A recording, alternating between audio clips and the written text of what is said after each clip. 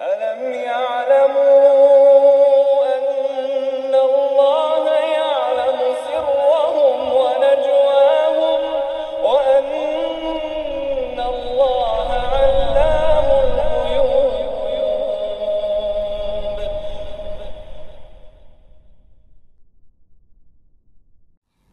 يا أيها الذين آمنوا اتقوا الله حق تقاته ولا تموتن إلا وأنتم مسلمون. يا أيها الناس اتقوا ربكم الذي خلقكم من نفس واحدة وخلق منها زوجها وبث منهما رجالا كثيرا ونساء واتقوا الله الذي تساءلون به والأرحام إن الله كان عليكم رقيبا. يا أيها الذين آمنوا اتقوا الله وقولوا قولا سديدا يصلح لكم أعمالكم ويغفر لكم ذنوبكم ومن يطيع الله ورسوله فقد فاز فوزا عظيما. فإن أصدق الحديث كتاب الله وخير الهدي هدي محمد صلى الله عليه وسلم وشر الأمور محدثاتها وكل محدثة بدعة وكل بدعة ضلالة وكل ضلالة في النار. أما بعد. Para jemaah sekalian rahimani wa rahimakumullah, kita kaji insyaallah di pagi hari ini pembahasan atau salah satu pembahasan dalam kitab Ma'alim fi Tariq Talabil Ilm. Pembahasan yang tentu tidak kalah penting dari pembahasan lainnya berkaitan dengan akhlak dan manhaj dalam menuntut ilmu yang disebutkan oleh penulis hafizahullah ta'ala di kitabnya, yaitu Al-Hasad fi Talabil Ilm, yaitu hasad atau dengki atau iri dalam menuntut ilmu. Dan iri yang kita maksud di pembahasan ini adalah iri yang madmum, yang tercela, bukan yang terpuji. Maka kata beliau hafizahullah ta'ala, hadhihi al-qadiyatu hiya fil haqiqah afatun min afatil ilm. Permasalahan ini sebenarnya secara hakikat termasuk salah satu penyakit di antara penyakit-penyakit keilmuan. Bal in syi'ta faqul innaha tamhaqu barakatal ilm. Bahkan jika engkau ingin katakan, maka silahkan katakan bahwasanya permasalahan hasad ini tamhaqu barakatil ilm, yaitu mengikis dan menghilangkan keberkahan ilmu.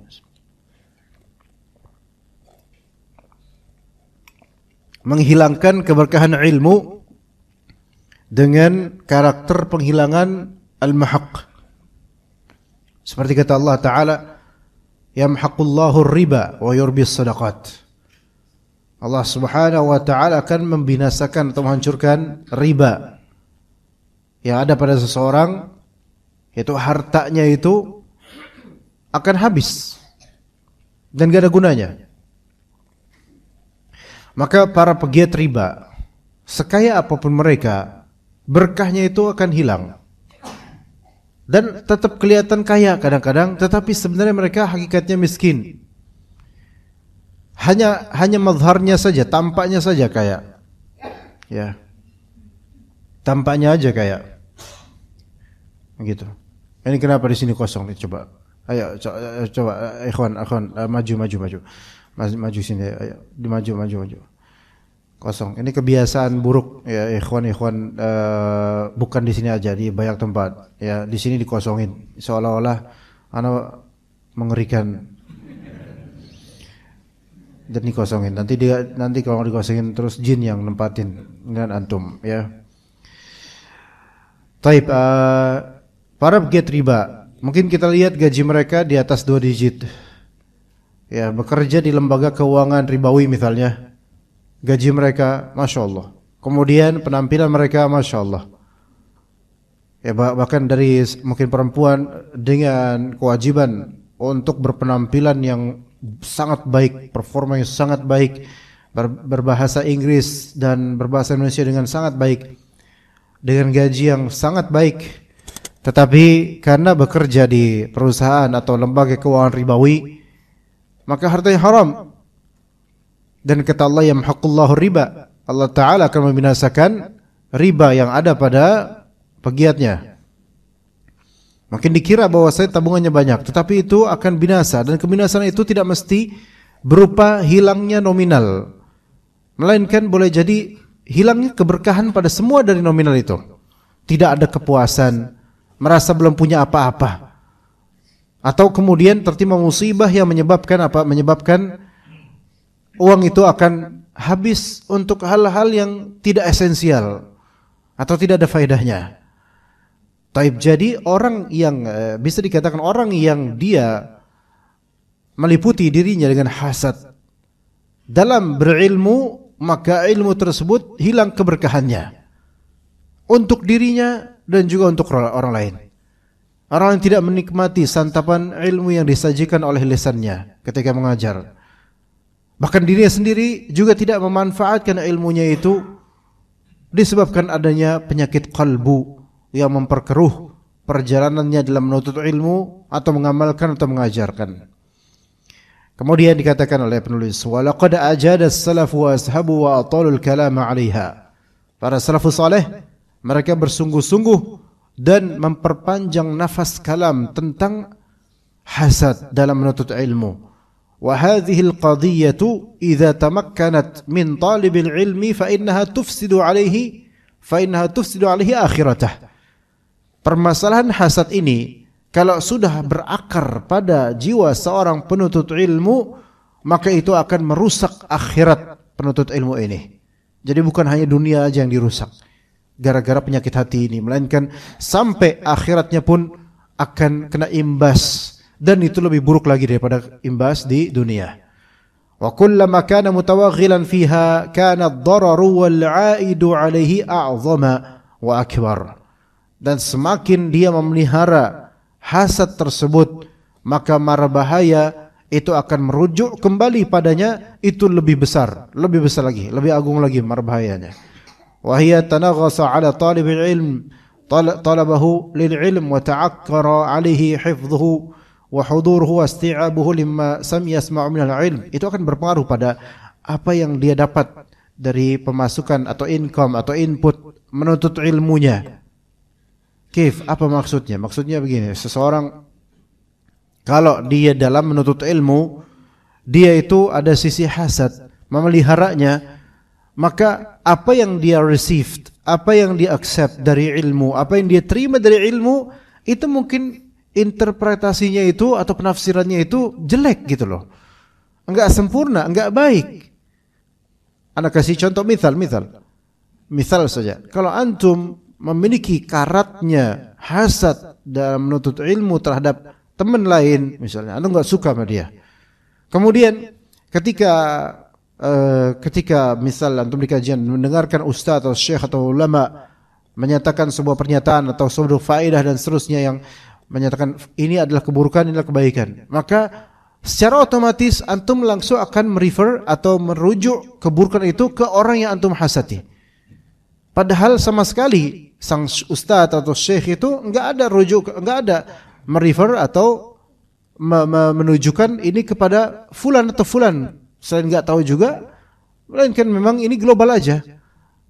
Ya, tapi karena antum sudah memenjarakan kalbu antum dalam penjara hasad, ya kemudian apa-apa dari keburukan yang diucapkan tentang keburukan yang diucapkan oleh syekh atau oleh ustaz, itu akan antum point dan antum tunjuk, ini tentang fulan, ini tentang fulan. Dan untuk diri antum, yang kebaikan, ini kalau kebaikankah mas saya. Ini kan dalam menuntut ilmu ini bukan nyari ilmu namanya ini. Imma dia nyari pembenaran, validasi akan pikirannya dan keburukan pikirannya, atau hal-hal lain yang sebenarnya itu bermadarat buat kalbunya. Dia pulang tidak membawa ilmu yang sahih, tidak membawa penafsiran yang benar, tidak membawa glamoritas ilmu yang mapan. Apa kemudian dia bawa? Yang dia bawa hanyalah apa? Tumpukan hasad. Dan seolah-olah apa yang diucapkan oleh ustaz atau syekh itu melegitimasi apa yang ada di kalbunya dari sikap menjelekkan saudaranya sendiri dari penuntut ilmu lainnya. Kemudian dikatakan fala budda an yutala al-kalamu anha li khuturatiha, maka hendaklah pantas atau harus perbincangan tentang masalah hasad ini nafasnya dipanjangkan. Karena apa? Karena mara bahaya hasad ini. Fal hasad fi talabil ilm khassatan bainal aqrani yufsidu ala talibil ilmi tariqahu fi talab. Dengki dalam rangka menuntut ilmu, dalam jalan menuntut ilmu itu secara khusus bainal aqran, antara orang-orang yang satu generasi, satu usia, itu merusak penuntut ilmu ini, yaitu merusak jalannya dalam menuntut ilmu. Wa jurmul hasidi qad nassallahu alaihi fi kitabih. Kejahatan orang yang hasad itu telah Allah Subhanahu wa taala naskan dalam Al-Qur'an. Wa hadzara minhu Nabi SAW, dan Nabi SAW juga telah mentahdzir, memperingatkan akan buruknya hasad ini. Fa kulluna yaqra'u qala Allah taala, dan kita semua membaca firman Allah taala, wa min syarri hasidin idza hasad. Dan ya Allah, saya berlindung kepada engkau dari buruknya orang yang hasad ketika dia hasad. Buruknya orang yang hasad ketika dia hasad. Jadi ini udah divonis dalam syarr, yaitu buruk. Dan vonis syarr atau keburukan ini dinisbatkan kepada person, yaitu syarri hasidin. Syarri hasidin, bukan syarri hasadin, bukan. Kalau misalnya syarri hasidin artinya di sini buruknya orang yang hasad. Kalau misalnya syarri hasadin berarti buruknya perbuatan hasad itu. Tapi perbuatan hasad kita tahu itu buruk jelas. Tapi Allah Ta'ala mengatakan wa min syarri hasidin, keburukan orang yang hasad. Jadi ini bukan hanya perbuatannya buruk, tapi emang orangnya buruk gitu loh. Wa min syarri hasidin idza hasad, ketika dia hasad maka orang ini jadi buruk, senantiasa buruk kelas. Ya. Kemudian juga tentang orang Yahudi. Kita membaca firman Allah di surat An-Nisa ayat 54. Am yahsuduna an-nasa ala ma atahumullahu min fadlih. Apakah mereka orang-orang Yahudi hasad terhadap kaum muslimin yang telah Allah Ta'ala berikan pada mereka dari keutamaan dari Allah Subhanahu wa Ta'ala. Taib, kemudian wa taqra'u qawlan Nabi sallallahu alaihi wasallam la tahasadu. Engkau membaca perkataan Nabi sallallahu alaihi wasallam la tahasadu. Janganlah kalian saling hasud menghasud. Janganlah kalian saling iri atau dengki. Nah di sini ada tahasud ya. Tahasudan. Saling mendengki satu sama lain. Maka di bahasa Indonesia ada istilah menghasut. Menghasut itu memprovokasi. Karena betapa lebih seringnya provokator itu dari pihak yang memang hasad pada seseorang atau orang tertentu. Makanya namanya menghasut. Ya, orang kalau udah dengki itu akan memprovokasi orang lain untuk ikut grupnya, untuk sama-sama membenci dia, untuk sama-sama membongkar aibnya, untuk sama-sama menjelekkan dia. Hasad. Dan ketahuilah hasad itu sebenarnya pengakuan akan keutamaan pihak yang didengki dengan bahasa menjelekkan atau merendahkan. Itu hasad. Ya, hasad itu pengakuan akan kelebihan pihak yang didengki dengan bahasa yang merendahkan atau menjelekkan. Itu begitu. Jadi orang yang hasad itu mengakui posisi dirinya sebenarnya.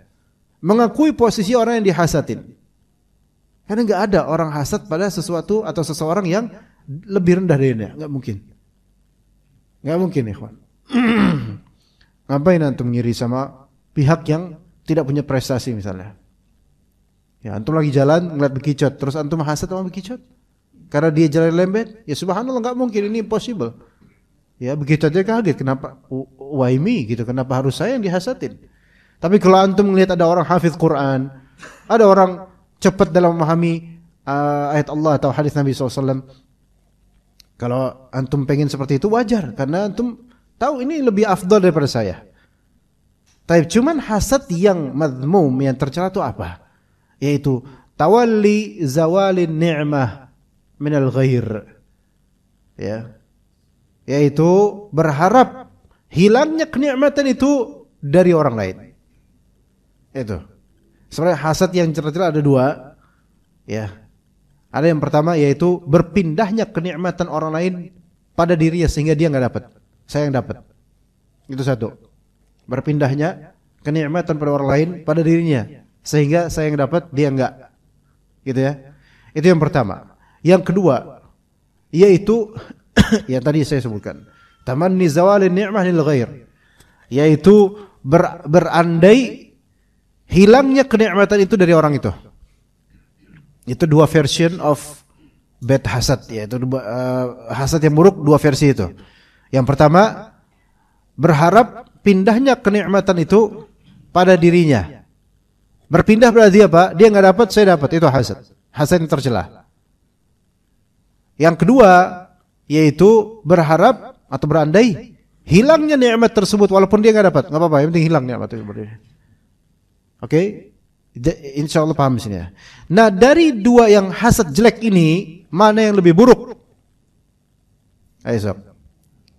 Ya, gimana pengalaman antum selama hasad? Enggak. Insya Allah antum bukan hasad, antum enggak hasad. Antum Hasan, ya kayak anak Hasan. Mana yang lebih buruk? Yang pertama, yang kedua? Yang pertama tadi apa tadi? Yang pertama berpindah nikmat itu ke saya. Dia nggak usah dapat, saya aja gitu. Ya, dia punya mobil, saya belum. Kesel gitu. Biar saya aja gitu yang dapat mobil, dia nggak usah gitu. Gimana kek caranya gitu, oke? Nah, kemudian yang kedua, gimana caranya supaya dia tuh nggak dapat? Walaupun saya nggak perlu dapat. Yang penting hilang aja tuh. Mana yang lebih buruk? Pertama, kedua. Ibu-ibu jawab berapa, Ibu? Yang kedua karena lebih senior dalam masalah ini. Bapak-bapak gimana? Iya, ibu-ibu mau beda. Bapak-bapak itu coba kalau ibu-ibu kalau udah bukan ibu-ibu sini ya, di sana dia. Sana, enggak tahu di mana. Ya, kalau ibu-ibu udah hasad itu enggak apa-apa, enggak apa-apa deh, Jeng. Aku enggak punya itu enggak apa-apa. Yang penting jangan sampai dia punya gitu. Ya, kalau laki-laki, insya Allah laki-laki mah enggak jarang hasad sampai kita enggak tahu contoh-contoh hasad kan ya, masya Allah. Ya. Nah di sini bukan ibu-ibu sini, mohon maaf Bu ya, bukan situ ya. Nah yang lebih buruk yang kedua Bu, Pak. Yang lebih buruk yang kedua. Yang lebih buruk yang kedua karena kedua ini ikhlas banget hasadnya Pak. Ya, nggak apa-apa saya nggak dapat, yang penting dia habis, yang penting dia binasa, yang penting dia nggak dapat dah. Kalau yang pertama itu masih ada, memang pengen gitu loh, memang pengen, kebenciannya itu sebatas, kenapa sih harus dia, kenapa nggak saya gitu loh. Kalau yang kedua itu memang udah betul-betul gitu, udah betul-betul ankara murka gitu, durjana dan seterusnya. Pokoknya kalau bisa dia nggak usah dapat itu. Nggak apa-apa, saya nggak dapat apa, nggak apa-apa, saya itu tersisa nggak apa-apa. Yang penting dia nggak dapat itu. Saking keselnya itu. Coba iblis dapat benefit apa dari menjerumuskan manusia? Apa benefit iblis? Malah justru diturunin derajatnya, bakal masuk neraka. Apa benefit dia? Dan dia tahu dia bakal masuk neraka. Tapi dengan itu dia nggak mau manusia itu sukses. Itu yang lebih buruk lagi. Iya. Ya kalau misalnya kita punya teman dia, kok bisa ya hafal juz 30? Kok bisa ya? Saya aja surat Atin aja nyasar ke Al-Asr. Gimana? Kok bisa ya? Gimana? Saya belajar terus, ngafalin, murojaah terus supaya bisa kayak dia, dan kalau bisa dia lupa, kalau bisa dia yang lupa, saya yang dapat. Nah ini mah hasad, ini buruk. Tapi masih lebih mending daripada yang kedua. Gak apa-apa saya gak hafal, yang penting dia bahlul gitu. Begitu bedanya. Adapun hasad yang mamduh, yang baik, yang terpuji adalah, ya Allah mudah-mudahan dia tetap istiqamah, tapi saya juga pengen kayak dia. Nah ini baru gak apa-apa. Malah bagus ini. Yang Nabi SAW puji. Yang kata Nabi, la hasada illa fitnatain. Tidak ada hasad yang baik kecuali dua, yaitu tentang agama, ilmu agama, hafalan dan semisalnya, dan kita pengen seperti dia, tapi kita nggak mau dia kehilangan ilmunya gitu loh. Atau tentang harta, yang mana kita lihat orang ini banyak sedekah, baik menunaikan hak-haknya, kita pengen kayak dia, tapi jangan sampai dia itu kehilangan kebaikannya gitu loh. Nah, itu baru bagus ya, itu baru bagus. Taib, kemudian kata penulis hafizallah taala, walil hasadi asbab. Hasad memiliki sebab-sebab. Wa fil waqti nafsihi huwa da'un lahu dawa. Sementara hasad itu adalah suatu penyakit yang memiliki penyembuh insyaallah. Ada penyembuhnya. Wa'lam anna hadzal amra idza kana li nafsika hazzun minhu fahidhara an tuhmilahu aw an tatahawana bihi. Ketahuilah bahwasanya perkara ini kalau misalnya ada bagian serpihan di dirimu hasad, maka waspadalah, jangan dianggap remeh. Jangan dianggap remeh. Li'annahu kazar'iyyan mukil masuqiya. Karena sesungguhnya hasad itu seperti tanaman, pepohonan, tanaman yang akan tumbuh semakin semakin diberi air, semakin dirawat, dipelihara akan tumbuh. Jadi hasad itu enggak ada yang pakem gitu-gitu aja, enggak ada. Dia penyakit yang tumbuh. Dipelihara mesti tumbuh. Sebagaimana banyak penyakit hati lainnya. Kalau dipelihara itu enggak diem gitu aja. Segitu persennya aja. Enggak, dia tumbuh. Dia tumbuh karena penyakit itu harus disembuhkan. Bukan dipelihara sehingga tumbuh. Berakar kemudian semakin susah untuk dicabut. Jangan. Wa yazdadu amruhu kullama ghafala anhu sahibuhu wa lam yuhawil jahidan an yubtirahu aw yaqta'ahu albattah an nafsihi. Dan akan semakin bertambah urusannya hasad ini ketika pemiliknya itu lalai untuk menghilangkannya dan tidak berusaha dengan mujahadah untuk memutusnya sama sekali dari dirinya. Taib. Kita lebih ringkas sedikit. Kata Syekhul Islam Ibnu Taimiyah rahimahullah, "Walihadza yuqal ma khala jasadun min hasadin walakinnal karima yukhfi wal laima yubdih." Kata Ibnu Taimiyah rahimahullah di Majmu' al-Fatawa, tidak ada jasad yang terlepas dari hasad. Tidak ada jasad yang lepas dari hasad. Maksudnya apa? Setiap insan itu punya porsi hasadnya. Entah hasad positif dan baik atau hasad negatif yang buruk. Jadi ma khala jasadun min hasadin. Tidak terlepas jasad dari hasad. Walakinnal karima yukhfih wal laima yubdih. Tetapi orang mulia menyembunyikan hasad itu. Dan orang yang tercela menzahirkan hasad itu. Taib. Di sini ada al-karim, ada al-laim. Ya, al-karim itu orang yang terpuji. Kok ada orang hasad tapi terpuji? Ya ini ada hasad, dia punya hasad tapi dia terpuji karena apa? Dia yukhfi. Dia menyembunyikan hasad tersebut. Dan menyembunyikan di sini bukan berarti dia memeliharanya. Kalaupun dia pelihara, hasad itu hasad yang baik, yaitu tidak pengen kebaikan itu hilang dari orang lain.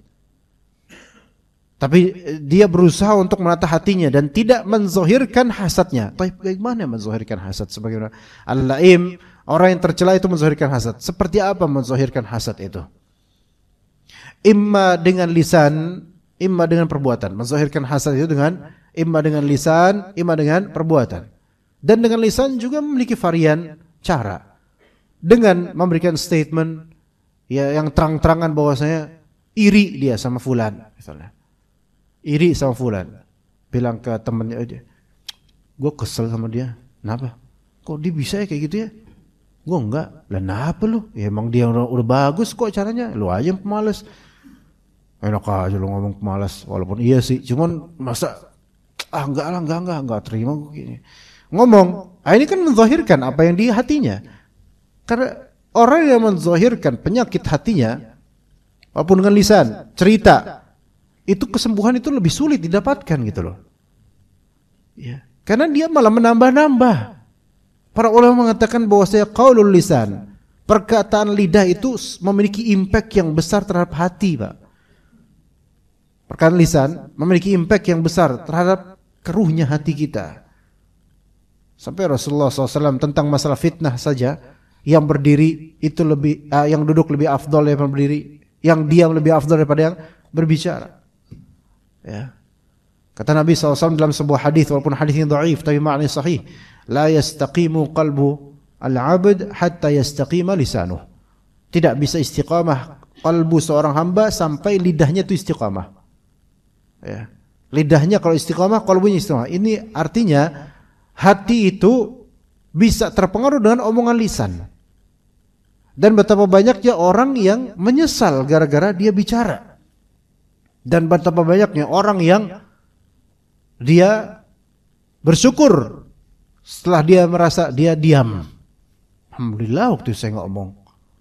Alhamdulillah waktu saya nggak ngomong. Kalau ngomong udah repot dah urusan. Ya, alhamdulillah. Nah, jadi kalau mentranslate atau menerjemahkan apa yang di qalbu dengan lisan dari hasad, maka itu akan membuat dia menjadi laim, yaitu orang tercela. Taib, itu yang pertama, menzahirkan hasad dengan lisan. Yang kedua, menzahirkan hasad dengan perbuatan. Bisa, walaupun dengan hanya sebatas yaitu apa namanya? Dia memicingkan pandangan. Ya itu. Di surat Al-Humazah, wailul likulli humazatil lumazah. Ya, ada humazah, ada lumazah. Satu dengan lisan, satu dengan pandangan mata. Gitu. Atau dengan anggota tubuh. Ya. Hasad itu kan kadang ngelihat, misal seorang ngelihat fulan yang dia dengkikan gitu. Ya, ada gitu aja tuh. Udah itu. Ya. Itu walaupun bukan kalimat, tapi itu menerjemahkan apa yang ada di hati tuh. Nah, kayak gitu. Mau Anda contohin enggak? Biar paham. Masa antum udah biasa kayak gitu, masa nggak paham? Kayak gitu. Itu kadang-kadang gesture, body language, bahasa tubuh itu masuk, itu memperkeruh hati, itu menambah menjadi laim, jadinya tercela. Padahal cuma gimana? Kita lewat tuh fulan yang soleh gitu, soleh pakai baju koko, pakai sarung, kemudian pakai peci, masya Allah gitu, ke masjid duluan. Ada yang hasad. Lihat, bibirnya udah beda. Bibirnya udah beda tuh. Udah beda. Ya. Biasa ini udah kayak gimana gitu. Temennya lihat, muka lu napa kayak gitu. Napa emang? Tuh lihat tuh. Nah gitu. Tuh lihat tuh. Itu tuh lihat tuh. Gitu, udah kayak gitu. Tangan diginiin, ya. Ini kan udah menzahirkan hasad. Ini laim khalas. Lu napa kayak gitu ngeliat dia? Napa? Gitu kata temennya. Apa-apa, 4 aja gue ngeliat dia. Lu napa? 4. Gue juga 4 liat lu gitu kan, kata temennya. Lu napa kayak gitu? Lu tau gak itu? Orang kayak gitu tuh munafik, tau gak? Nah mulai itu. Ya, mulai itu munafik gitu, pakai baju koko. Ya gayanya doang kayak gitu. Emang gue gak tahu dia tuh ngapain aja di rumah. Kata temennya, emang lu tahu? Gak tahu sih, cuman kayaknya gue tahu dah. So tau lu gitu kan. Pokoknya gue tau dah orang kayak gitu emang gak bener. Di luar aja kelihatannya baik. Ya, munafik orang kayak gitu mah. Gitu tuh. Banyak. Ini bukan karena saya praktek ini karena sehari-hari, bukan. Iya. Kadang apa yang di sinetron itu terekam gitu loh, gitu kan. Iya. Nah coba kemudian sebagian orang ngelihat fulan habis sholat berjamaah, kadang ada yang hasad gitu, ada yang kesel gitu loh, yang lihat ini, yalah laganya doang sholat jamaah, tapi dia masih kayak gini gitu katanya. Padahal dia sendiri nggak sholat jamaah. Sebenarnya orang yang berhasad itu, apa yang dia ucapkan itu sebenarnya tanpa sadar sebuah pengakuan atas akan kelebihan orang yang dia dengki gitu loh. Cuman dengan bahasa merendahkan. Nggak ada orang hasad itu memuji kecuali ada maksud jelek di balik pujian itu. Nggak ada. Abdullah bin Ubay bin Salul, ada Nabi SAW langsung, wah inilah dia Nabi gitu. Padahal hati dengki sama Nabi SAW, dengki sama kaum muslimin, munafik dia. Tapi pujiannya itu pujian yang beracun gitu loh. pujian yang hambar, pujian yang tidak tulus. Ada maksud di balik itu, ada kedengkian dan kebencian di balik itu. Jadi orang hasad itu nggak pernah mereka memuji secara tulus. Bahkan sebenarnya aslinya itu nggak mau muji, maunya ngejelekin aja orang hasad tuh, maunya ngejatuhin, ngejelekin, itu hasad. Nah, apa sih dia bisa kayak gitu? Lu tahu nggak kenapa? Tapi nggak mungkin deh, pasti ada sesuatu tuh. Masa nggak pernah kerja, nggak pernah apa, tiba-tiba kaya? Pasti dia kok nggak? Kayaknya dia make deh, dia kayak kau tengah malam seperti yang terakhir kayak jaga lilin tuh istrinya itu, gitu. Mulai spekulasi. Orang hasad itu kan pikirannya itu apa? Pikirannya tuh apa ya? Banyak spekulasi negatif. Yang dia nggak tahu seolah-olah dia tahu. Ya. Dan dia berbahagia ketika mendapatkan info buruk tentang fulan. Beneran kayak gitu? Pantes. Selama ini gue curiga sama dia. Makasih banget nih infonya. Alhamdulillah nih dapat nih. Benar-benar subhanallah. Gitu. Di dalam dunia dakwah, nuntut ilmu, hal kayak gini ada. Hal kayak gini ada. Iri sama pengajian fulan. Ketika tahu panitianya ada masalah, akhirnya gue tahu tuh aibnya. Pantesan selama ini feeling gue nggak enak sama mereka tuh. Ya. Padahal itu mendesas-desus. Maka orang yang hasad itu ketika mereka nggak punya info, nggak punya apa tentang yang negatif, cuman hatinya saja yang keruh, mendapatkan teratai di air pun dalam ketenggelaman mereka itu tetap dipegang walaupun itu info yang sangat lemah. Begitu. Jadi kalau misalnya antum pun tidak suka sama orang karena hasad misalnya, setidaknya jangan tampakkan baik dengan raut wajah, dengan lisan atau dengan gesture atau bahasa tubuh, jangan tampakkan. Kayak benar kata Nabi SAW, ya, la tahqiranna minal ma'ruf, la tahqiranna bil ma'ruf. Janganlah kamu sekali-kali merendahkan sesuatu yang ma'ruf, walau an talqa akhaka biqalbin talq. Walaupun hanya sebatas engkau menemui saudaramu dengan biwajhin talq, dengan wajah yang talq. Talq itu sumringah. Talq itu artinya bebas. Bebas dari keburukan hati gitu loh. Walaupun hatinya itu kesel, tapi mukanya tuh diperbagus. Enggak mau menzohirkan apa yang ada di hati dari kekesalan. Ternyata itu dalam Islam diapresiasi, ikhwan. Karena manusia itu enggak lepas dari adanya hasad suatu ketika. Enggak lepas, Pak. Beneran. Cuman gimana dia memberikan performanya dengan menutupi hasad tersebut dan menzohirkan apa yang baik-baik saja. Makanya di antara ibadah yang itu baik dan dianggap kerdil oleh banyak orang adalah kita ketemu orang wajahnya itu wajah baik gitu, wajah sumringah, padahal kesel hatinya. Gitu. Disakitin atau dia ada hasad, cuman ketika ketemu sama orang yang dia dengki, masya Allah, gimana kabar antum?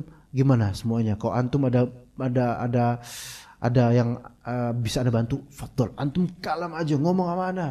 Anda poin khair lah sama antum, ngomong aja. Padahal dalam hati, boro-boro dah. Kalau mati aja lo, kubur sendiri gitu. Dalam hati misalnya. Tapi dia menzohirkan apa? Menzohirkan sesuatu baik gitu loh. Iya. Kayak Anda masuk sini, antum kan nggak tahu Anda kesel apa nggak? Antum nggak tahu kan? Nggak tahu kan? Nggak tahu antum. Tapi coba lihat wajah muka Anda. Ya kan? Kelihatan baik gak sama antum? Kelihatan baik-baik aja, antum gak tahu. Ya. Coba kalau anak zohirin, apa lu? Lihat-lihat gua gitu coba.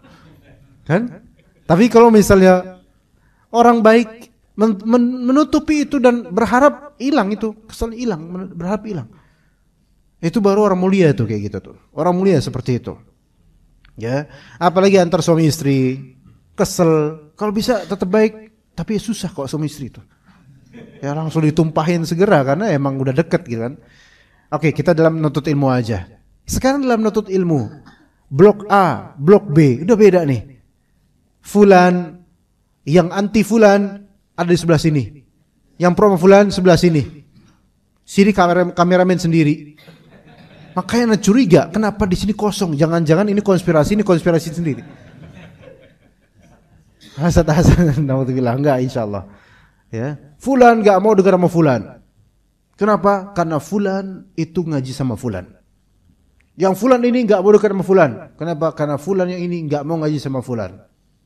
Fulan enggak mau dekat sama fulan yang ini. Kenapa? Karena kalau dekat kebauan. Nah, kalau ini bukan hasad. Tapi yang satu yang ini bisa jadi karena hasad. Bisa jadi karena hasad. Yaitu karena lihat tuh. Sok banget dia, mentang-mentang ngaji sama fulan. Dikira dia pinter apa?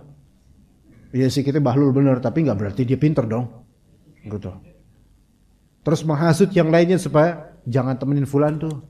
Ini kayak anak kecil perempuan tuh yang jangan temenan sama Khotimah. Belagu dia orangnya. Nah, kayak anak-anak kecil tuh yang lagi pada main tuh. Aku nggak mau temenan lagi sama kamu, gitu. Coba anak pengajian kayak gitu. Ya. Kayak bukan saudaranya. Kayak bukan sama-sama menuntut ilmu. Satu berprestasi lebih tinggi. Satu dianggap lebih dekat sama ustadznya. Yang lain kesel. Kenapa dia bisa, saya nggak bisa. Mudah-mudahan dia kebongkar aibnya. Subhanallah. Orang yang hasad itu paling suka ketika yang dihasadi kebongkar aibnya.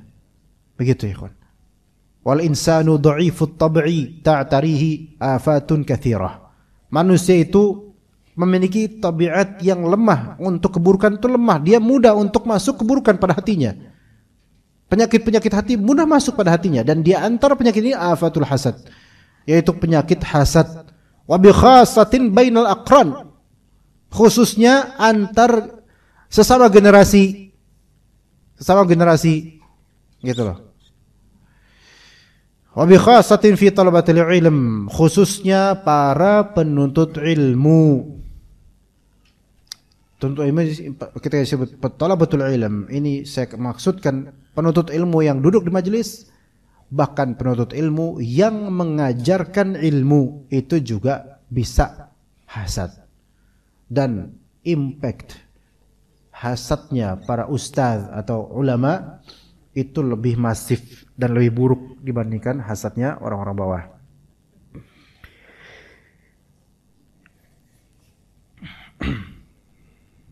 Dan itu tampak di permukaan dakwah, itu tampak ada beberapa yang seperti itu.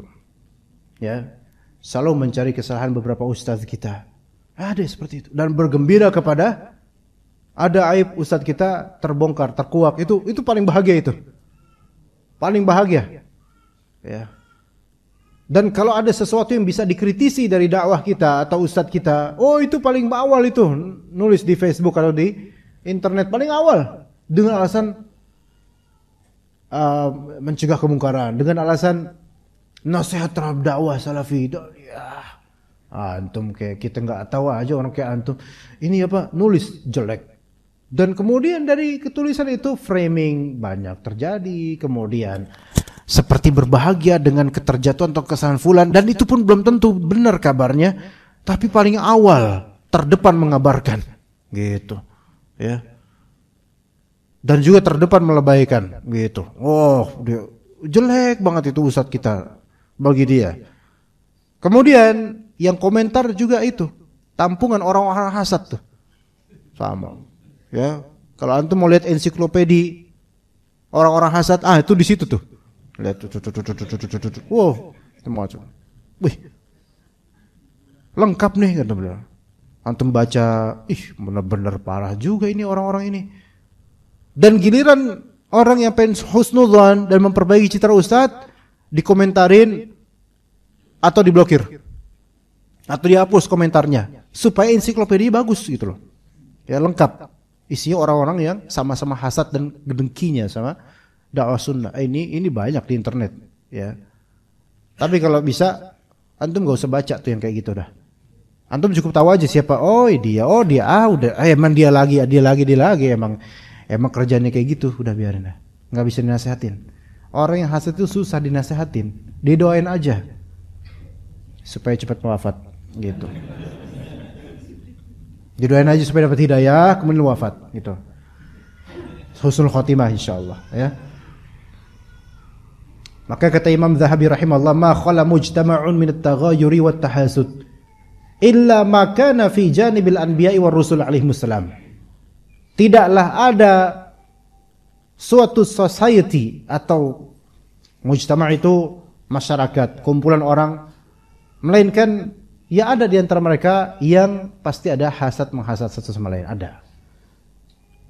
Itu udah apa ya? Sunnatullah sepertinya, ujian yang merupakan sunnatullah. Itu udah biasa.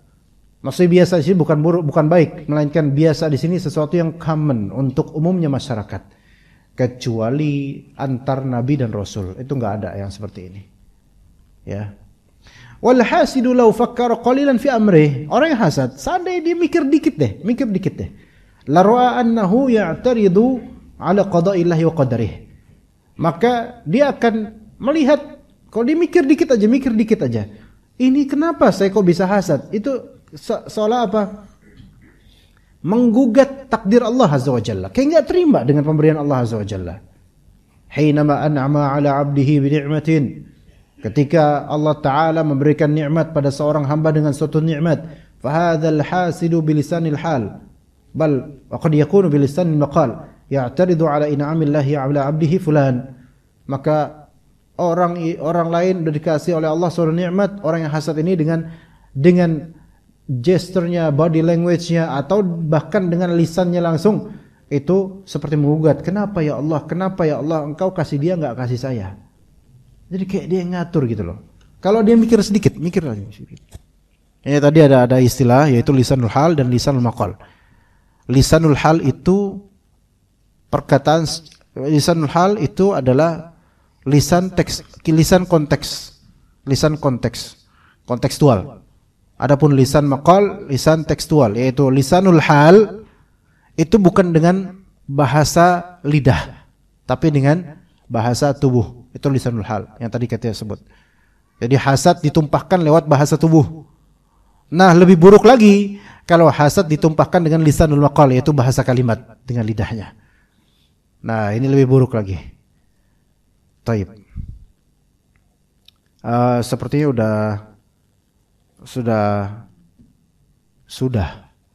sudah. Ya. Tapi kita tambah sedikit. Jika ada pertanyaan dipersilahkan. Saya udah lupa di sini apakah pertanyaan di sini itu langsung nanya atau pakai kertas, Pak? Biasanya gimana, Pak? Karena lupa, karena udah lama enggak di sini. Biasanya gimana, Pak? Bisa dua-duanya. Oke, taib. Di sini disebutkan oleh penulis hafizallah alamatul hasad. Alamatul hasid. Tanda-tanda orang iri, orang dengki, tanda-tandanya gimana? Ya. Ada beberapa yang disebutkan oleh beliau hafizallahu taala. Yang pertama, an yafraha, ini hasad dalam menuntut ilmu ya, konteksnya lebih khusus. Yang pertama, an yafraha bi khata'i qarinih. Dia bahagia dengan kesalahan temannya yang dia hasad itu. Dia bahagia, dia senang dengan itu. Kesalahan, aib terbongkar, ketergelinciran, dia senang dengan itu. Ya. Ini al-qarin di sini yaitu teman sepantaran dia dari segi usia atau dari segi majelis. Dari segi usia atau dari segi majelis. Biasanya memang sepantaran usia itulah satu generasi itu yang memang besar kemungkinan buat hasad, Pak. Iya. Kalau beda usia jauh, beda generasi, kayak misalnya usia 20 sama usia 50, itu ya hasadnya kurang gitu loh. Apa yang mau dihasadin? Udahlah, nggak usah lah, capek ngehasadin orang kayak gitu misalnya. Misal ada di majelis tahfidz misalnya atau tahsin, tahfidz. Ada peserta majelis tahfidz usia 20. Ada peserta yang usia 50. Kira-kira menurut antum mana yang cepat hafalannya? Ayo. 20 lah. Ya, umumnya gitu. Mohon maaf yang usia 50 jangan keluar, enggak apa-apa. Nah, di sini kira-kira yang usia 20 lebih kenceng hafalannya, kira-kira bakal hasad enggak sama yang usia 50? Yang 50 itu baca aja udah Allahu la ilaha illa huwa, terus batuk-batuk bengek hampir mati misalnya. Nah, kemudian apakah yang 20 hasad? Gue pengen banget deh kayak gitu. Enggak ada lah. Ya. Oke, kalau dibalik gimana? Ketika yang 50 ngeliat yang 20. Hasad? Iya hasad, tetapi biasa yang orang dewasa hasadnya tuh sama yang 20, hasad yang enggak menginginkan yang 20 ini hancur. Enggak, malah justru ya Allah, tuh anak berkah banget gitu. Sayang banget putri saya udah pada nikah semua gitu. Coba masih ada yang perawan bakal saya nikahin tuh sama dia. Gitu misalnya. Malah justru bersyukur ada anak muda kayak gini kan.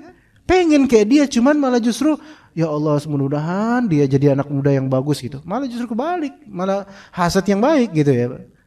Misalnya ibu-ibu sini nih, ada yang usia 50, terus ngelihat yang mudi-mudi yang muda-mudi yang perempuan yang muda situ, usia 25 gitu lah. Ya Allah, ini rajin banget, ini gadis ini masya Allah. Hasad, ada hasad. Coba saya dulu usia segini udah ngaji gitu, pengen gitu. Ya Allah deh, mudah-mudahan kamu berkah ya deh ya. Ya bu gitu, masya Allah ya gitu. Enak gak? Enak gitu, enak. Karena beda usia. Tapi coba kalau sama usia 25 sama 25. Ngapain udah deket-deket? Boketek, apaan? Gitu, dalam hati gitu. Ada curiga deket. Kemudian lihat temennya catatannya panjang. Wah, panjang 5 lembar, catatan 5 lembar. Sampai titik koma, Ustadz batuk pun ditulis di situ, ditulis. Panjang, masya Allah. Yang sampingnya, kamu catatannya berapa banyak? Baru 5 lembar. Ngomongin 5 lembar, sombong banget 5 lembar. Dalam hati itu. Bisa terjadi seperti, enggak, bukan yang di sini. Sekali bukan di sini, bukan. Ini enggak ada sini. Ini enggak ada.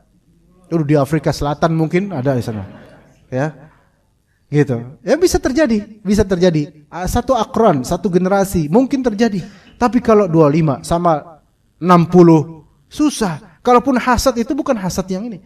Bukan hasad yang menjatuhkan, bukan.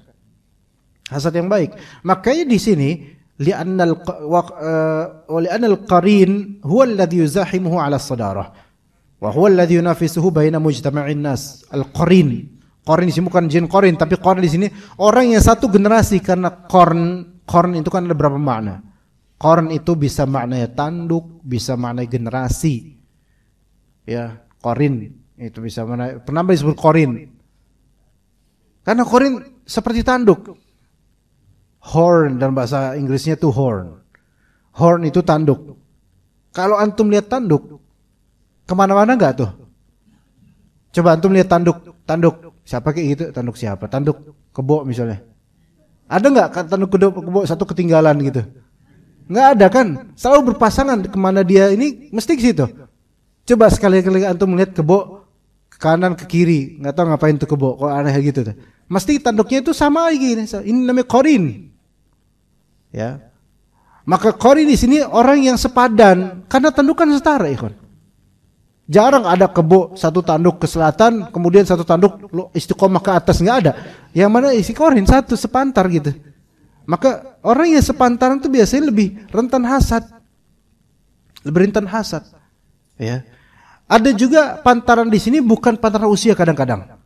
Tapi setara dari segi bloodlines. Bloodlines yaitu peranakan. Kok peranakan gimana ya? Peternakan lagi, lebih ini lagi. Antara adik kakak, yaitu adik kakak.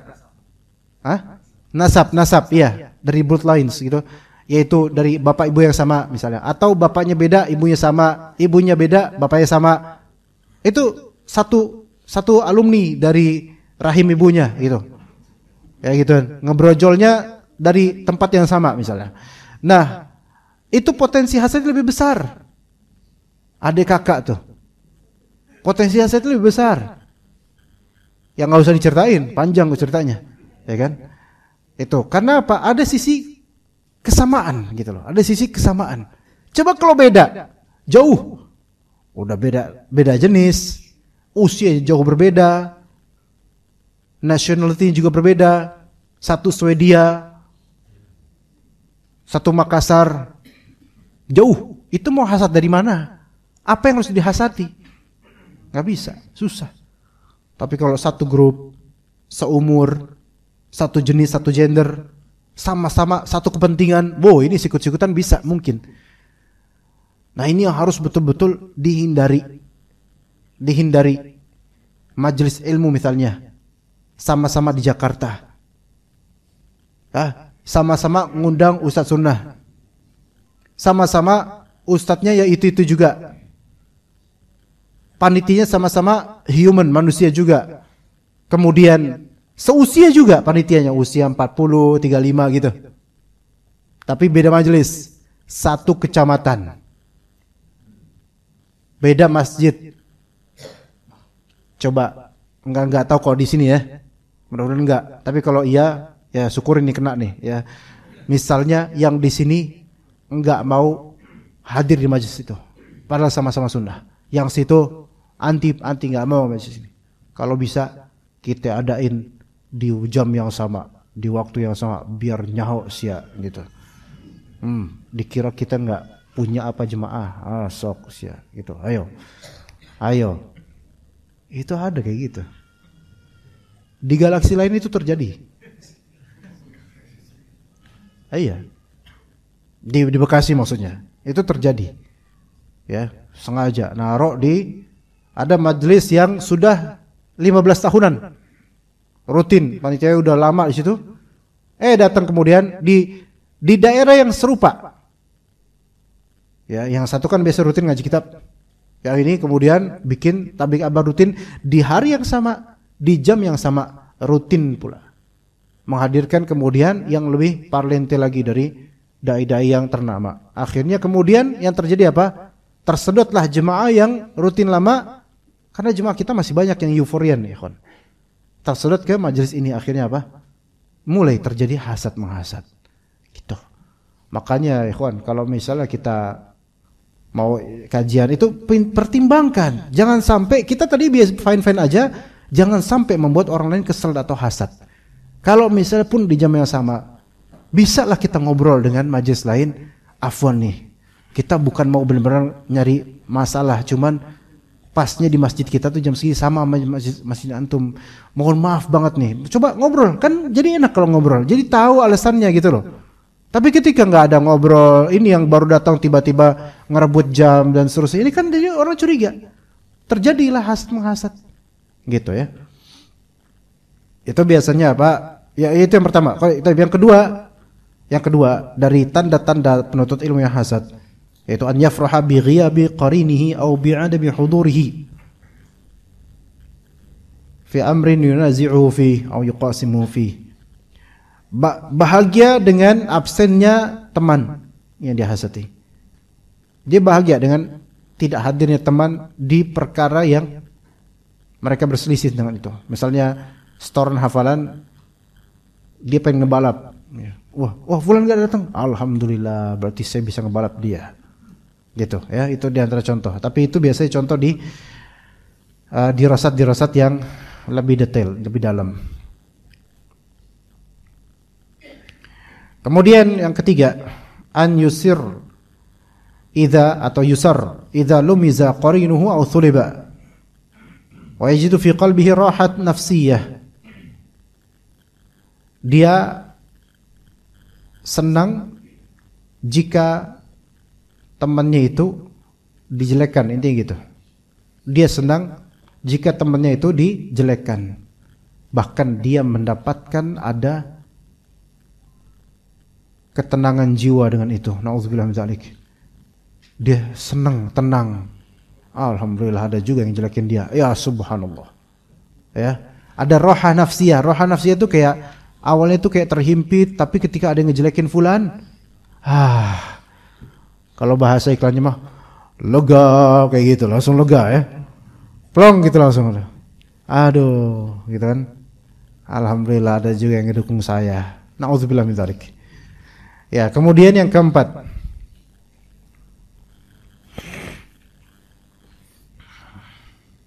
Ya. An yu'arrida biqarinihi idza su'ila anhu. Ya. Itu apa maksudnya itu? Dia menjelaskan, dia paling suka menjelaskan tentang temannya ketika ditanya tentangnya. Apa bahasa? Coba tolong bahasa di situ gimana sih? Bahasa di situ gimana? Ya Nurul. Hah? Iya. Yu'arid, menjelekkan. Dia menjelaskan tentang temannya dengan jelek gitu. bergegas menjelekkan temannya jika ditanya tentangnya gitu. Ya, misal akhi antum tahu nggak majelis X di kecamatan X? Tahu nah, ya itu, masya Allah itu banyak sih orang itu man, jangan gitu. Dan apa? Itu mah nggak bener itu majelisnya, nggak serius majelisnya, banyak ngakaknya gitu. Nggak antum jangan ke situ. Apa alasannya? Dari mana buktinya? Hanya opini belaka gitu. Ini hasad. Ini bisa terjadi pada dai, bahkan bisa terjadi ini. Bukan karena masalah manhaj atau apa, enggak, masalah iri aja di sana lebih banyak. Itu dia akui banyaknya jemaah di sana, dia akui itu, tapi dia cari-cari kejelekannya, padahal dia nggak nemu. Dijelek-jelekin. Jadi ketika ada yang bertanya tentang pihak yang dia dengkikan, dia paling pertama untuk menjelaskan.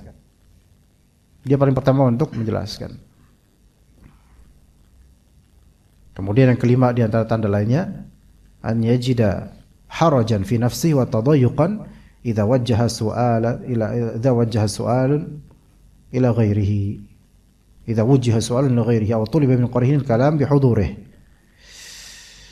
Nah, di sini ada sesak di hati ketika atau dada ketika pertanyaan diajukan kepada teman lainnya yang dia dengkikan. Ini dalam wadah nuntut ilmu ya. Misalnya syekhnya bertanya kepada fulan, jelaskan makna ini itu gitu kata syekhnya. Ini yang hasad kesel karena kenapa enggak saya yang ditanya? Kenapa harus dia? Sehingga kelihatan dia tuh kayak spesial gitu. Nah gitu. Itu di ranah menuntut ilmu. Al-muhim ini sebenarnya banyak, cuman dia contoh-contoh yang beliau sebutkan itu contoh-contoh yang spesifik di majelis-majelis yang lebih khusus. Kalau ini kan majelis lebih ke umum jemaah. Ada sisi tidak matching dengan keadaan yang ada di majelis seperti ini. Ini termasuk majelis umum. Menuntut ilmu di majelis seperti ini, menuntut ilmu lebih umum, bukan yang detail, lebih mendalam. Syukur-syukur kalau misalnya di masjid ini ada majelis-majelis yang detail, di fiqih, di akidah mendalam, dengan kitab gitu misalnya, semua bawa kitab tuh masya Allah. Itu bisa terjadi hasad kayak gini. Tapi ya tentu bukan berarti wah berarti majelis kayak gitu ada hasadnya, nggak usah lah saya nggak antum tetap hadir. Ya hindari hasad gitu. Taib, jika ada pertanyaan dipersilahkan, jika antum mempersilahkan, ana selesai. Ayo pilih yang mana? Ana mempersilahkan antum untuk bertanya atau antum mempersilahkan ana untuk menutup pertanyaan. Ayo. Ada yang bertanya atau tidak coba? Iya Ustaz. Ini kebetulan pertanyaannya Ustaz dari jamaah di YouTube Ustaz. Subhanallah, dari YouTube aja tuh ada yang nanya loh. Antum pada ngapain dari tadi? Subhanallah. Yang ya ikhwan hadirin, hadirat, bertanyalah, enggak ada. Jangan kalah sama YouTuber. Ayo, yang ini dulu ya, yang YouTube nanti dulu. Silakan Pak, silakan Pak. Assalamualaikum Ustaz. Waalaikumsalam warahmatullahi wabarakatuh. Kalau saya bahwa hasad itu kan dominan dari yang kurang kepada yang Lebih. Dominan. Dominannya gitu. Assalamualaikum Ustaz. Waalaikumsalam warahmatullahi wabarakatuh. Berarti udah nih pertanyaannya Pak. Afwan. Iya. Jadi yang saya lihat mungkin kalau saya salah jadi antara yang kurang kepada yang lebih. Kebanyakan dominannya. Iya, betul. Gitu ya. Nah, andai kata kita balik terjadi tapi bukan si ini kurang, yang sebelah kiri itu banyak melakukan kemungkaran sehingga timbul kita rasa sebel atau kesal dalam hal menuntut ilmu misalnya. Iya. Nah, apakah itu perasaan dari kita yang timbul ini, apakah itu bisa dikatakan hasad? Jadi kita ada kemauan niat untuk saya kepengen dong nasihatin dia di suatu saat kalau ketemu. Nah itu gimana sih? Itu bukan hasad, itu masuk dalam ya ghadab, dia masuk ke dalam murka karena kemunkaran.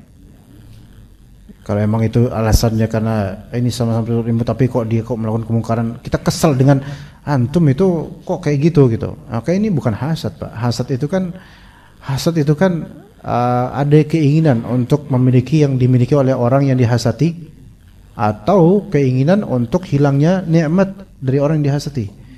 Nah, itu bukan hasad, melainkan itu masuk dalam al-ghadab fillah, yaitu marah karena Allah Azza wa Jalla. Itu termasuk al-ghirah ad-diniyah, yaitu kecemburuan keagamaan. Enggak masalah, bagus insyaallah. Ya, itu enggak apa-apa, malah bagus itu. Malah justru aneh kalau antum biasa-biasa aja, Pak. Kalau ngeliat dia melakukan kemungkaran biasa-biasa aja, maka itu yang aneh, malah justru antum aneh. Harus ada rasa ketidaksukaan karena hal itu. Tapi hati-hati, setan itu kadang-kadang memblending. Awalnya memang karena nggak suka karena dia melakukan kemungkaran, tapi lama-lama setan kan mengorek-korek supaya kita itu lebih fokus di kekurangannya, kemudian kita cari-cari lebih kekurangannya, kemudian lama-lama kita ribahin dia dan seterusnya. Setan yang tadi kita itu ada kecemburuan agama, pengen nahi munkar, tapi setan mengubahnya menjadi apa? Ahli ribah, kita menjadi ahli ribah. Atau kita ada domba dan seterusnya. Hati-hati. Ya begitu. Allahu a'lam. Ya seperti itu. Ya Pak, silakan Pak. Waalaikumsalam warahmatullahi wabarakatuh. Hasad ini juga kan termasuk hati. Lalu bagaimana kita membentengi diri? Ya. Jangan sampai hasad, supaya ikhlas bersih. Ya. Dan bagaimana pula kita melindungi diri kita dari orang yang suka hasad. Ya.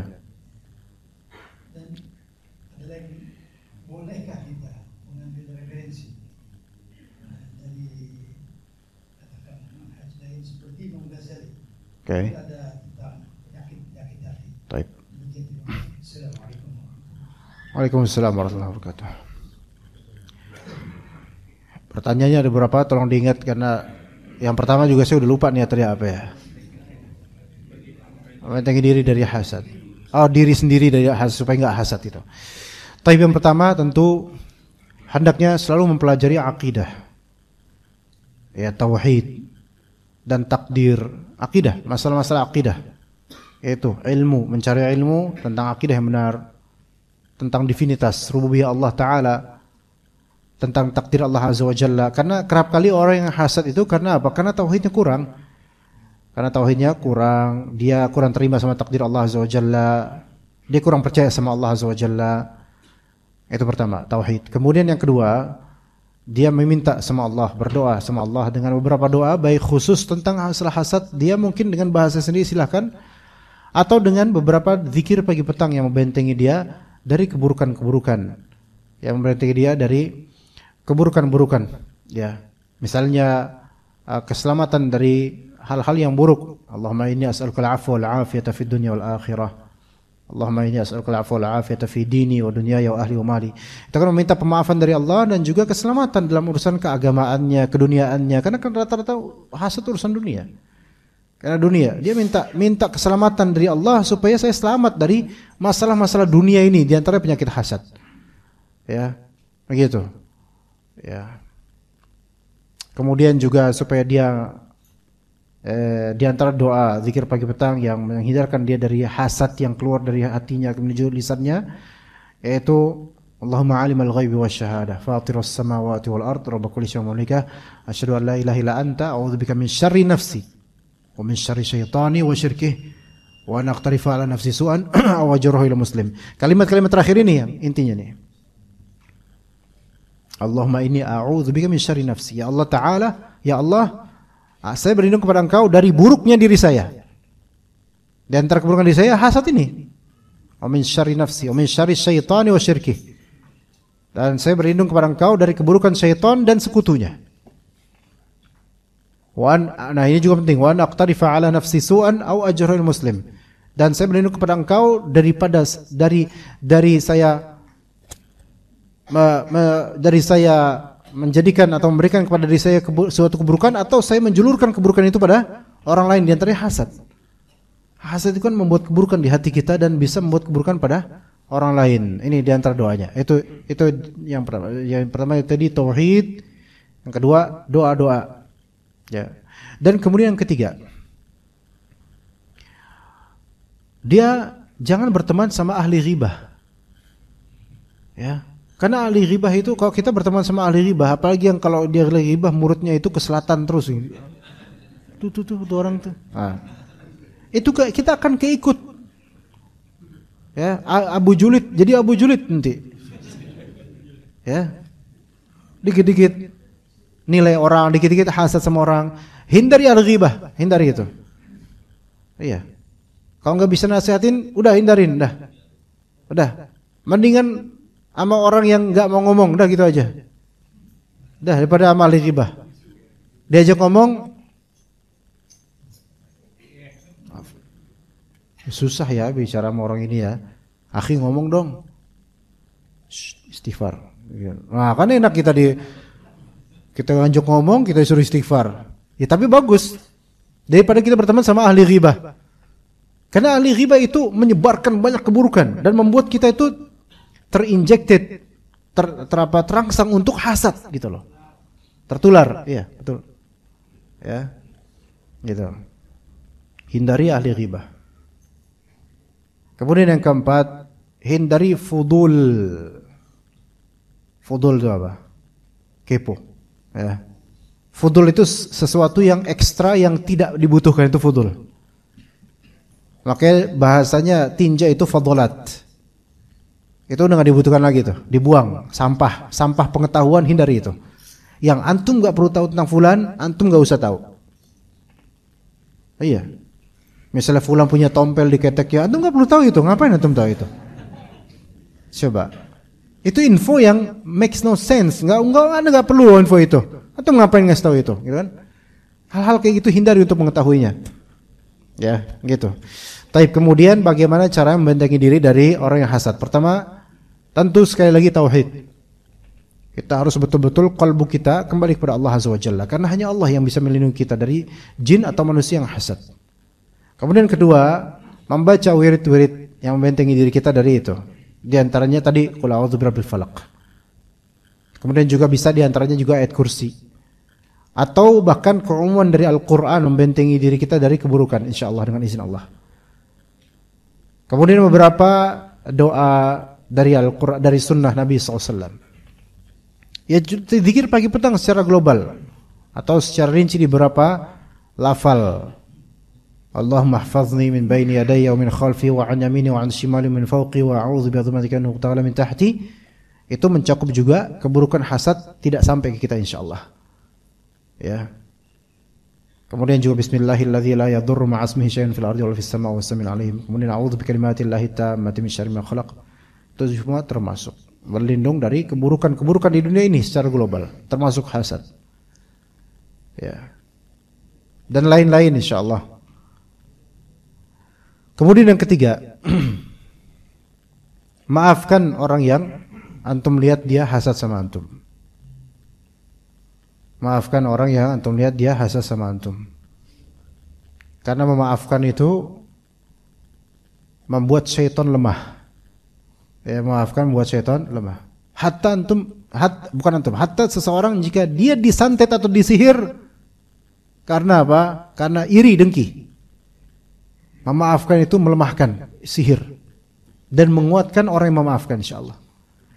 Nah, sampai kemarin umrah sebulan lalu ada seorang dia anggota TNI juga.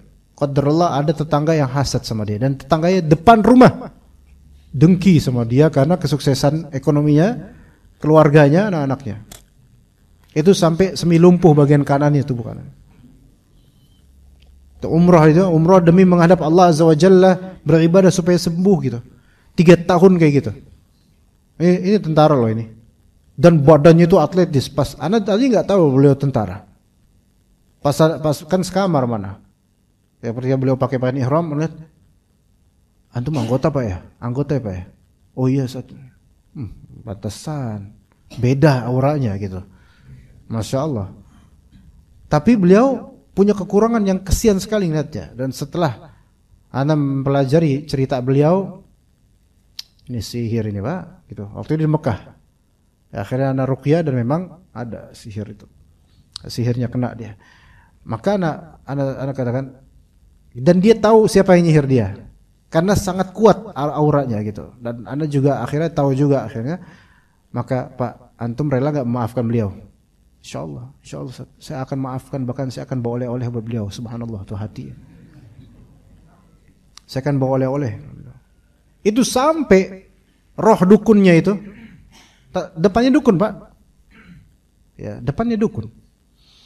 Itu sampai roh orang, maksudnya bukan roh gimana ya? Susah diomongin.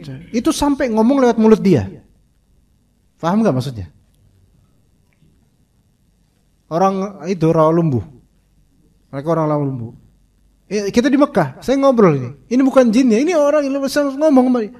Saya iri sama dia gitu. Loh kenapa? Cerita. Persis ceritanya apa yang benar-benar terjadi itu. Dia punya gini. Itu suami istri sampai kemudian bener Sat, itu yang tadi ngomong itu dia Sat. Itu di kita benar-benar kebayang dia plek-plek dengan bajunya, dengan apanya itu. Subhanallah itu. Itu di Mekah itu. Saya bilang, ini di Mekah loh, jangan macam-macam kalian itu. Jin atau dukunnya ini jangan macam-macam. Kalau Allah timpakan azab sekarang gampang banget, ini orang doa sekarang. Itu.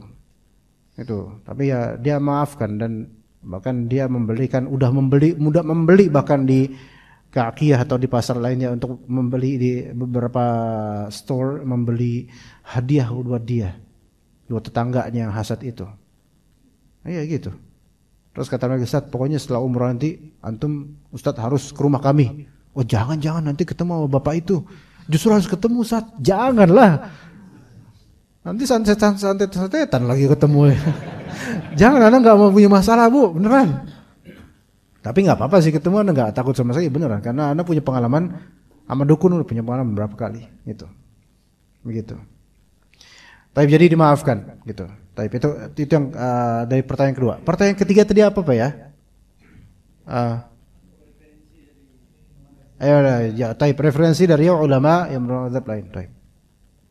Dengan sampel tadi beliau katakan hafizakumullah, yaitu Imam Ghazali. Imam Ghazali yang dijuluki Hujjatul Islam misalnya. Beliau adalah Muhammad bin Muhammad Al-Ghazali. Rahimahullah taala, wafat pada tahun 505 Hijriah. Muridnya Imamul Haramain Abul Ma'ali Al-Juwaini di Madrasah An-Nizamiyah. Dan beliau merupakan ulama besar dari segi akidah, dari segi fiqih, dan dari segi tasawuf. Dari segi akidah, beliau ulama, salah satu ulama terbesar di mazhab Al-Asy'ariyah. Ya, Al-Asy'ariyah. Mengikuti jejak guru-gurunya yaitu Abul Ma'ali Al-Juwaini dan lain-lainnya. Dan juga beliau membantah filsafat versi pikiran beliau. Karena beliau membantah Ibn Rushd. Ya, dengan kitabnya Imam Ghazali yaitu Tahafutul Falasifah. Tapi kemudian dibantah balik oleh Ibn Rushd, karena Ibn Rushd filosof, sementara ini Asy'ari gitu loh, Imam Ghazali. Imam Ghazali membantah Ibn Rushd dengan kitab Tahafut Al-Falasifah. Imam Ibn Rushd membantah balik dengan kitab Tahafut Al-Tahafut. Ini bantah-bantahan. Ya, kemudian kenapa Dek? Mau nanya. Kemudian dari segi fikih, Imam Ghazali, Abu Hamid Al-Ghazali ini rahimahullah, beliau bermadzhab Syafi'i tulen. Kitabnya masyhur. Beliau punya kitab Al-Wajiz, punya kitab Al-Basit, punya kitab Al-Wasit dalam bidang fikih. Dan kitab beliau Al-Wajiz itu kemudian dijelaskan, disyarah oleh Al-Imam Ar-Rafi'i dengan kitab Al-Aziz, syarah Al-Wajiz. Itu perjalanan itu panjang loh. Kemudian di bidang tasawuf atau suluk, beliau memiliki peran yang sangat penting dan bisa dikatakan termasuk pionir yang sangat kuat di memblending antara akidah Asy'ariyah dengan tasawuf versi tarekat. Yang mana beliau memiliki kitab yang sangat fenomenal dan monumental yaitu Ihya Ulumuddin. Ini kitab besar sekali. Kitab ini sekiranya beliau tidak memasukkan di dalamnya beberapa hadis dhaif dan palsu, juga beberapa pemikiran tasawuf yang ekstrim, tentu kitab ini salah satu kitab tazkiyatun nufus yang terbaik.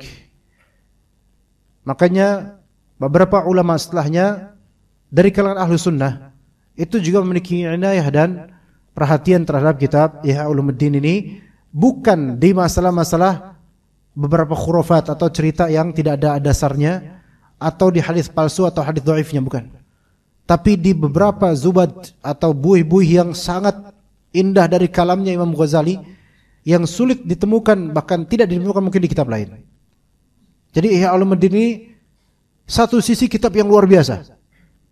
Dari segi penyentuhan qalbu itu luar biasa kitab ini. Tapi sisi lain banyak afat dan ketercederaan di dalamnya. Makanya kemudian Ibnul Jauzi ini beliau Asy'ari juga dari segi mazhab, ya, akidah beliau Asy'ari juga. Ibnul Jauzi itu. Namun dari segi fikih beliau Hanbali. Dan Ibnul Jauzi termasuk ahlul hadis. Berbeda dengan Imam Ghazali yang dagangannya di bidang hadis itu sedikit sekali. Makanya banyak melampirkan hadis dhaif atau palsu di kitab Ihya Ulumuddin. Tapi Ibnul Jauzi ini orang alim yang maklum masyhur di bidang hadis. Ya. Beliau punya kitab seperti Kashful Mushkil ala Sahihain, menjelaskan beberapa hadis Sahih Bukhari dan beberapa kitab lainnya. Al-muhim. Ibnul Jauzi meringkas kitab Ihya Ulumuddin menjadi kitab Minhajul Qasidin. Minhaj al-Qasidin. Ya. Nah, datang setelahnya Ibnu Qudamah al-Maqdisi. Ibnu Qudamah al-Maqdisi itu ada beberapa, ada dua model, ada dua orang yang berbeda. Ada Ibnu Qudamah al-Maqdisi yang beliau penulis kitab Raudhatun Nadhir, penulis kitab Al-Mughni ila Madhhab Hanbali, Al-Muqni', Al-Kafi, dan kitab Umdatul Fiqh, kitab dalam akidah Lum'atul I'tiqad karya Ibnu Qudamah al-Maqdisi. Bukan yang, tapi bukan yang itu. Yang satu lagi, Najmuddin Ibnu Qudamah al-Maqdisi meringkas kitab ringkasan Ihya Ulumuddin, meringkas kitab Minhajul Qasidin menjadi kitab Mukhtasar Minhajul Qasidin. Kitab inilah yang kemudian sekarang terjemahnya tersebar. Mukhtasar Minhaj Al-Qasidin ada di pustaka As-Sunnah kalau nggak salah, dan juga beberapa pustaka lainnya menerjemahkan kitab Mukhtasar Minhajul Qasidinnya Ibnu Qudamah al-Maqdisi. Kalau Minhajul Qasidinnya itu lebih luas, bukan mukhtasar. Mukhtasar kan ringkasan. Jadi ini meringkas kitabnya Ibnul Jauzi, yang Ibnul Jauzi meringkas kitabnya Imam Ghazali. Kalau Minhajul Qasidinnya bukan mukhtasar. Minhajul Qasidinnya itu terjemahannya ada di era tahun 90-an dulu. Pustaka Al-Kautsar yang menerbitkannya itu. Dulu udah lama. Minhajul Qasidin dulu udah lama sekali. Sekarang udah enggak ada lagi. Maksudnya bukan penerbitnya, bukunya udah enggak cetak lagi. Terjemahannya maksudnya. Ya, Mukhtasar Minhajul Qasidin. Kemudian Jamaluddin Al-Qasimi kemudian di berapa ratus tahun berikutnya meringkas kitab Ihya Ulumuddin yang Anda lupa nama kitabnya. Ya. Al-muhim adalah kitabnya. Dia itu ada terjemahannya di Indonesia, ada terjemahan Darul Falah kalau nggak salah terjemahannya, apa nama kitabnya Anda lupa. Al-muhim. Sesuai dengan pertanyaan beliau, ketika kita sudah tahu ya secara global peran Imam Ghazali dalam masalah akidah, fiqih, dan tasawuf. Tasawuf ini yang saya maksud yaitu masalah tazkiyatun nufus. Apakah boleh kita mengambil referensi dari Al-Imam Al-Ghazali rahimahullah? Kalau dalam masalah fiqih Syafi'i, maka Imam Ghazali memiliki peran penting dalam akar-akar masail fiqhiyah, masalah-masalah fiqih. Itu jelas. Tetapi bukan yang mu'tamad untuk dipelajari kitab-kitabnya, bukan. Lebih afdal mempelajari kitab-kitab Imam Nawawi dalam fikih Syafi'i seperti Minhajul Talibin dan lainnya. Dalam akidah, maka Imam Ghazali referensi yang sangat baik untuk kalangan Asy'ariyah. Tapi bagi Ahlussunnah, apalagi antum dakwah salafiyah, itu enggak mungkin mengambil referensi dari kitab-kitab akidah Imam Ghazali seperti Al-Munqidh min ad-Dhalal atau lainnya. Ini bukan hal yang sangat tidak recommended. Ya. Adapun dari segi akhlak, tazkiyatun nufus, beliau memiliki peran penting dalam mengembangkan tasawuf dan juga ilmu tentang hati. Itu enggak bisa dipungkiri dan enggak boleh dipungkiri. Beliau memiliki peran yang penting. Tetapi untuk membaca secara telanjang apa adanya Ihya Ulumuddin, maka kata Syekh Shalih Al-Fauzan tidak boleh dibaca oleh kalangan awam dari Ahlus Sunnah, melainkan hanya dibaca oleh kalangan expert atau ahli dalam masalah akidah, karena di dalamnya banyak hal-hal yang perlu dikritisi. Sementara kalangan awam tidak bisa menseleksi apa yang fine atau good buat dia dan apa yang bad buat dia dan buruk buat dia. Maka sebagai gantinya, bacalah kitab Mukhtasar Minhajul Qasidin yang intisari dari Ihya Ulumuddin, ada di situ semua insyaallah. Ya begitu. Begitu. Jadi tidak baca Ihya Ulumuddinnya, tapi baca Mukhtasar Minhajul Qasidin, tersebar insyaallah. Ya begitu. Seperti itu Pak, ya. Mudah-mudahan manfaat insyaallah. Kayaknya nggak lama lagi ini udah mau menjelang zuhur, sepertinya makin dekat sama waktu zuhur. Ya, rumah saya masih jauh. Kalau antum kan dekat Pak, jadi anak masih jauh, jadi kayaknya kita tutup saja. Apalagi ini anak seperti udah mau pulang, ya nggak deh? Ya kan? Ya udah nggak sabar, itu pengen pulang. Ya bahasa isyaratnya itu lisanul halnya itu mengatakan udah napas Sat, gitu. Ya jadi ya. Bapaknya juga kayaknya juga lama banget sih udah kedinginan Pak ya. Gitu ya. Mungkin kita cukup sampai sini insyaallah, mudah-mudahan ketemu lagi insyaallah pada waktunya. Barakallahu fikum jami'an.